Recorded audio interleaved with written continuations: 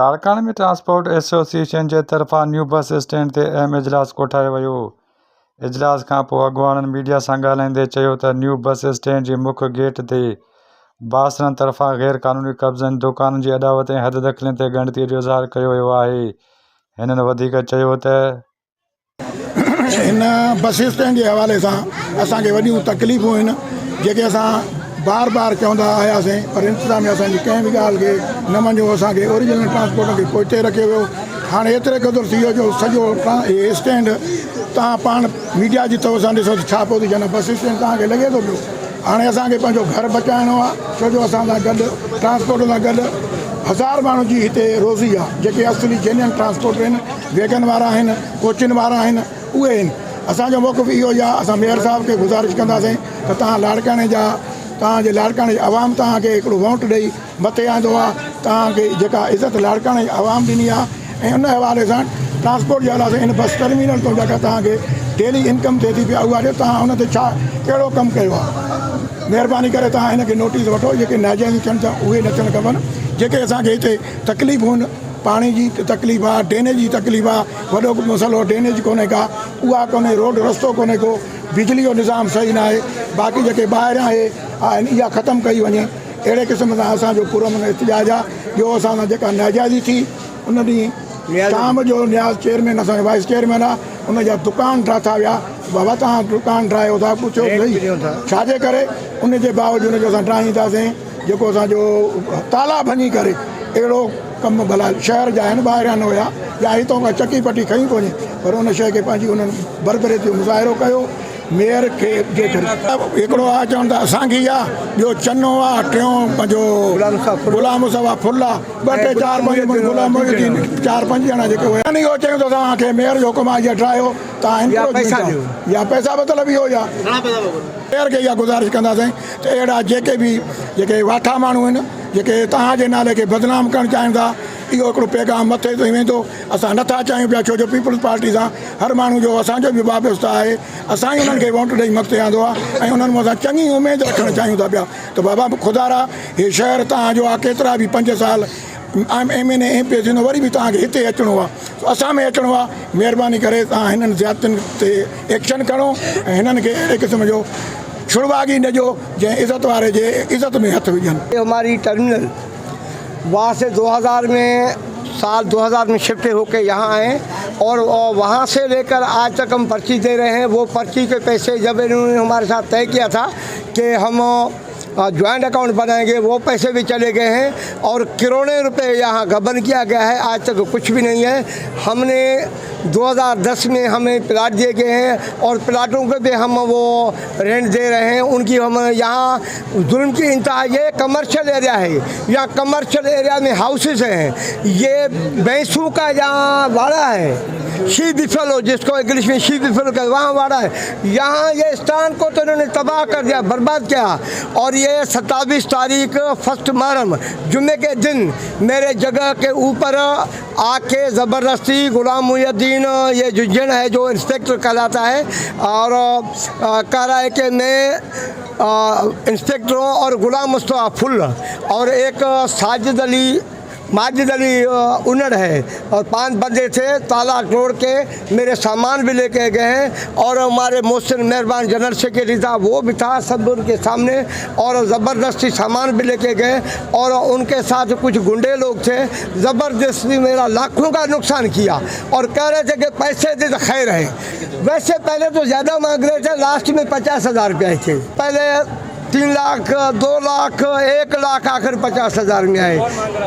ये गुलाम मुस्तफ़ा फुल, गुलाम मुहिउद्दीन, और ये जो 2-3 दूसरे बंदे थे, ये वो म्यूनसिपालिटी में है। अच्छा, एक बात बताएं कि इंक्रोचमेंट ये ला ही नहीं है, कोई इंक्रोचमेंट वाला कोई स्टाफ में है। पूरे म्यूनसिपल के ऑफिस के करीब कितना इंक्रोचमेंट है? पूरा लाड़काना शहीद उनका शहर है, पूरा गंदा पड़ा है, पूरा लाड़काना। अच्छा, एक बात और बताना मेरे लिए बेहतर है कि वर्ल्ड बैंक से ये मुआहदा हुआ था कि ज्वाइंट अकाउंट बनाया जाएगा। जब कमिश्नर लाड़काना थे अब्दुल अजीज उकली साहब, उसी टाइम पे हमने तय किया था कि जो न्यू टर्मिनल और सखर में जो फैसिलिटी है वो हमारे दे जाए। यहाँ हम गए भी, वहाँ ये तय भी हुआ था, फिर भी आज तक नहीं कोई ज्वाइंट अकाउंट बना, न कोई काम बना।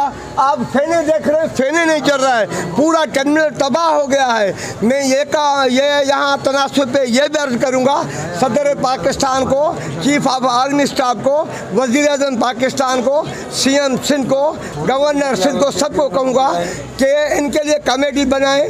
और ये हमारा जो DG नेब है उसको भी मैं कहूँगा कि वो भी इंक्वायरी करे। अगर हमें नहीं इंसाफ मिला तो हम पूरे पाकिस्तान के जितने इदारे हैं वहाँ भी जाएंगे और पर्ची भी बंद करेंगे। यहाँ कोई फैसिलिटी नहीं है। हमने कहा कि रात को यहाँ पुलिस की पिकेट रखें, दिन दिहाड़े यहाँ से लोग उठा के जाते हैं। यहाँ कोई फैसिलिटी नहीं है, कोई वॉशरूम नहीं है, कोई मेल फीमेल आए तो कहाँ जाए, कोई फैसिलिटी नहीं, पानी पीने का नहीं है। करोड़ों रुपए आ रहे हैं, अभी भी वर्ल्ड बैंक का काम चल रहा है, करोड़ों का काम है ही नहीं। कोई फिल्म हम अपने घर को आबाद करने के लिए ये आबाद करना नहीं दे रहे हैं। और ये 5% हम ट्रांसपोर्ट हैं, बकाया तो दूसरे बंदे हैं जिनको इन्होंने अदावत कराया। पूरे आप विजिट करके देखें। हम तो ऑनरेबल कोर्ट चीफ में भी एप्लीकेशन देंगे रेड कमिश्नर के लिए, तो यहाँ साइड विजिट कराएंगे।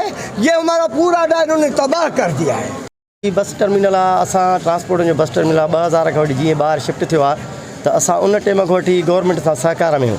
कुझु टाइम ही टर्मिनल हलियो, उन खां पोइ म्यूनसिपालिटी वारनि जूं पंहिंजूं लालचूं ॿाहिरनि माण्हुनि खे चोरनि लोफरनि खे हिते अलॉटमेंट ॾिनो, जंहिंजे करे ट्रांसपोर्ट भाड़ी थी करे ऐं हिते सहूलियत बि न हुई, न वॉशरूम आहे, न स्ट्रीट लाइट आहे, न को ड्रेनेज सिस्टम आहे। त ट्रांसपोर्ट वीचारा मुख़्तलिफ़ जॻहियुनि ते बीह रहिया। तव्हां ॾिसो त जंहिं बि माण्हू खे पंहिंजे घर में का सहूलियत मिलंदी उहो पंहिंजो घर कॾहिं बि न छॾींदो तॾहिं जॾहिं हुनजी का मजबूरी ईंदी। हाणे 2-3 ॾींहंनि खां इहो थियो आहे त असांजो DC साहिबु, AC साहिबु ऐं RT सेक्रेटरी जी मीटिंग पियूं हलनि पियूं। हर मीटिंग असां अटेंड कंदा आहियूं। बाद ख़ान जलबाणी असांजो चेयरमैन आहे, wise chairman, deputy general secretary जा जेके दोस्त आहिनि, असां हुनजी हर मीटिंग में शमूलियत कयूं था। हुननि जो बार चवणु इहो आहे त अंदरि स्टैंड में अचो। हाणे स्टैंड में तव्हां ॿाहिरि आहियो, महिरबानी करे असांखां पोइ तव्हां थोरो लाइव ॾेखारियो त हिन स्टैंड जी हालत आहे छा। तव्हां पाण बीठा पखा नथा हलनि। 22 माण्हुनि जो हिते स्टाफ आहे। ही फुल साहिब जो इंचार्ज आहे। ॿियो हिकिड़ो GM जिंजण आहे जेको मेयर साहिब जो ख़ासि थो सॾाए पाण खे इनक्रोच जे बहाने ते लखा रुपया माण्हुनि खां वठे थो। असां कोशिशि कयूं था इन स्टैंड खे असां आबाद कयूं। हाणे असांजा ट्रांसपोर्ट जेकॾहिं ठाहिनि था, जहिड़ी तिर्ज़ ते ॿिया ठहियल आहिनि ठाहिनि था, त पैसनि जी घुरा पैसा जो जे नथा ॾियूं त धाड़नि वांगुरु मथे चढ़ी करे नुक़सान बि कनि था, असांजी बेइज़ती बि कंदा, जेका असां बर्दाश्त न कंदासीं। असां आला इदारनि खां, पंहिंजो CM सिंध खां, बिलावल भुट्टो ज़रदारी साहिब खां, असां ख़ुदि पीपल्स पार्टी सां वापसि आहियूं, अदी फरियाल टालपुर खां। पर एक्चुअली असां मेयर साहिब खां इहा घुर था कयूं त महिरबानी करे अहिड़ा माण्हू न रखो। असां ट्रांसपोर्ट हूं असांखे अहिड़ा माण्हू जो त असां इन स्टैंड खे आबाद कयूं। जेके माण्हू तव्हां हिते चौकीदार करे रखिया आहिनि उहो त ही पंहिंजा पेट था पालनि, तव्हांजे नाले ते असांखां पैसा था वठनि। असां ख़ुदा खे गवाह करे इहा ॻाल्हि था कयूं त हीअ असांखां पैसा था वठनि। हिन असांखे वॾो तंग कयो आहे। हिन वक़्तु तव्हां स्टैंड तव्हां ॾिसो त हिते लेडीज़ केतिरी बीठी आहे, गंदगी थिए थी, पेशाब थिए थो, हर शइ थिए थो। असां ट्रांसपोर्ट खे कीअं आबाद कयूं? हीअ आबाद कॾहिं बि न थींदो जेतिरा असां ट्रांसपोर्ट खे फ्री हैंड न छॾियो वेंदो। असांजे ट्रांसपोर्ट सां वॾी बेइज़ती थी आहे असांजे ट्रांसपोर्ट जी, हुन सां असां यूनियन वारनि जी। असां उन टाइम मौजूदु हुआसीं, हिननि धाड़नि वारो किरदारु अदा कयो आहे। असांजो मुतालबो आहे त असां अदुल इंसाफ़ थिए, हिन जी इंक्वायरी कई वञे ऐं इन्हनि खे फौरी तौरु हटायो वञे। ॿी सूरत में असां पूरो शहर ब्लॉक कंदासीं ऐं असांजो हीउ मुतालबो इहो आहे त असांजो जाइज़ हक़ आहे।